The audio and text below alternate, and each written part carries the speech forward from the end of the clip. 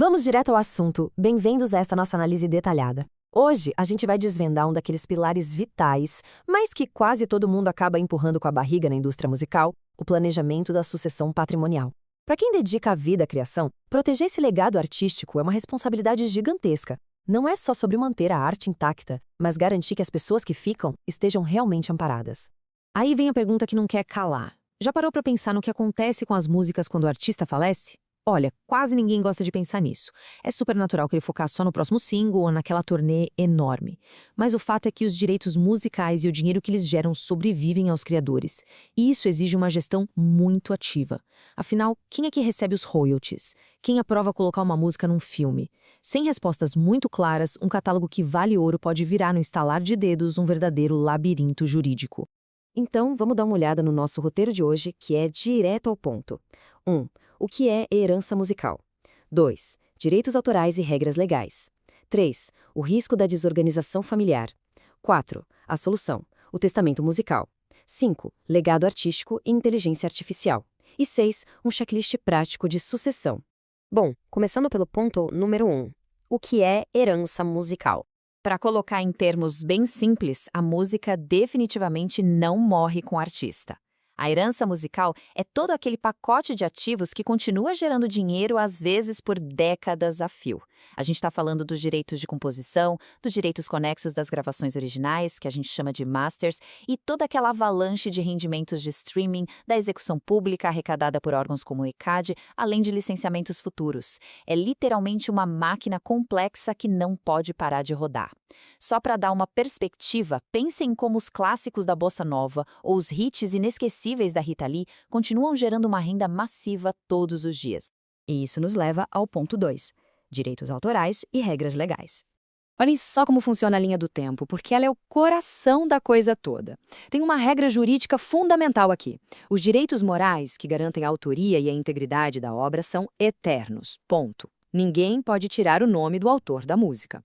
Mas, por outro lado, os direitos patrimoniais, que são os que colocam o dinheiro no bolso, duram exatamente 70 anos. E um detalhe importante, eles são contados a partir do 1º de janeiro do ano seguinte ao falecimento. Traduzindo, as famílias podem continuar recebendo royalties substanciais até o final do século, mas apenas se tudo estiver redondinho e válido juridicamente.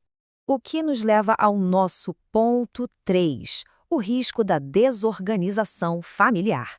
Pensem na loucura que é o nosso mercado. Na vida real, a grande maioria dos herdeiros não faz a menor ideia de como funciona um royalty de streaming tecnicamente. Se eles não sabem como a arrecadação digital acontece, ficam totalmente perdidos. Uma dica de ouro aqui é explicar o streaming para os familiares leigos como se fosse um aluguel fracionado imobiliário, sabe? Onde cada play é um micropagamento. A gente já viu o caos absoluto que a falta de preparo causou lá fora com os espólios de gigantes como Prince ou James Brown. Não ter acesso a senhas, cofres digitais e contratos bloqueia tudo na mesma hora. E aqui no Brasil tem um agravante. Se o titular falece e ninguém atualiza o cadastro no ECAD rapidinho, o dinheiro de execução pública fica retido ou é mal distribuído. É o cenário perfeito para transformar desconhecimento técnico numa briga judicial sem fim.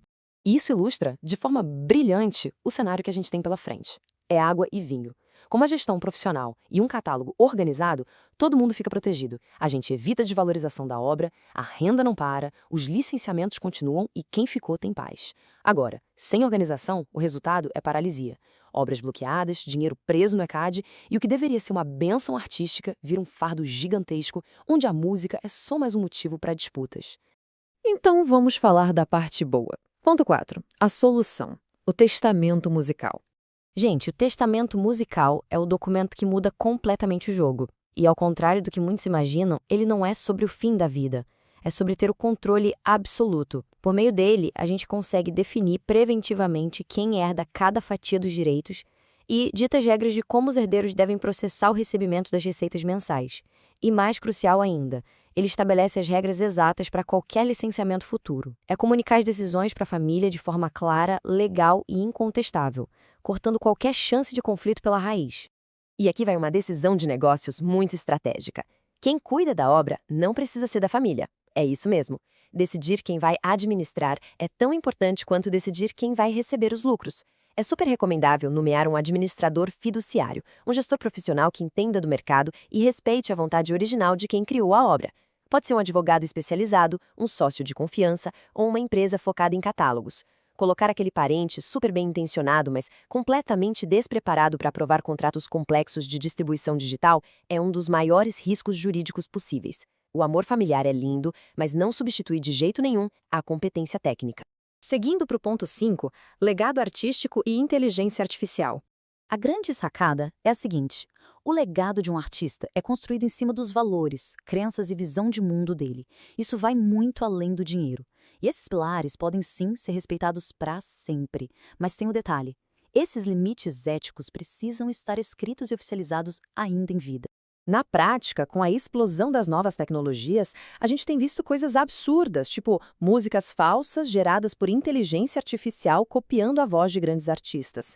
Então, é fundamental estabelecer regras estritas no papel contra o uso indevido da voz ou do estilo de composição por essas ferramentas de IA.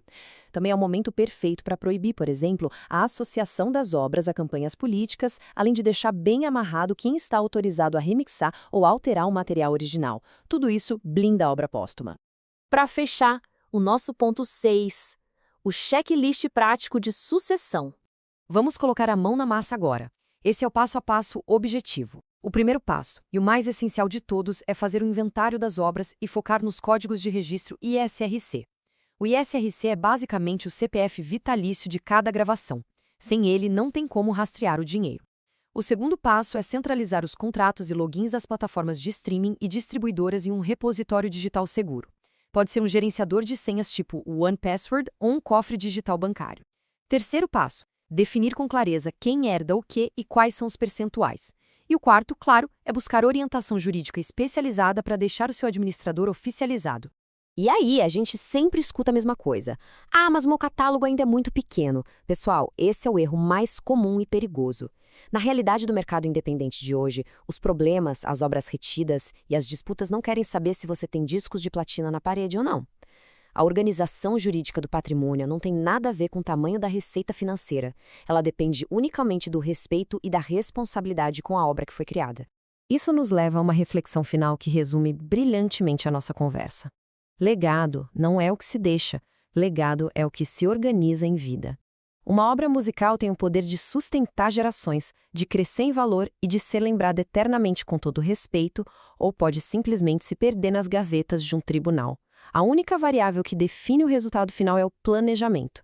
Agir agora, mapear os ativos e redigir o testamento musical é o ato final de carinho com a sua própria arte e com a sua família. Então, para todo mundo que dedica o seu tempo a criar, fica aqui a nossa provocação. Que tal aproveitar essas informações e começar a organizar o seu patrimônio hoje mesmo? Um grande abraço e até a próxima análise.